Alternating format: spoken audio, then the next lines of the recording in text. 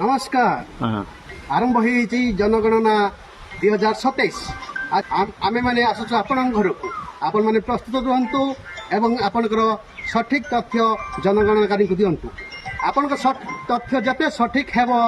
जनगणना सते निर्भुल भाव हेबो एवं सरकार तांकर देशर स्थिति आकलन सहज रे करि परिबे आपन पई नुआ नुआ योजना आनि परिबे देश किपरि विकसित हेबो भारत किपरि विकसित हेबो तार योजना परिकल्पना सरकार करबा सहज हेबो एवं आपण माने निर्भुल निद्वंद्व निसंकुच बिना बाधा आपण माने निजर मतामत दे पारिबे तथ्य दे पारिबे किछि डरिबार नै आज्ञा आपण तथ्य संपूर्ण गोपनीय और सुरक्षित रहइबो तेणु मु आशा करे आपण तथ्य सठिक भाव में जनगणनाकारी मानक देबे एवं आपण विकसित भारत कर्णधार हेबे विकसित भारत गठन में सहायक हेबे। जय हिंद, भारत माता की जय, वंदे मातरम।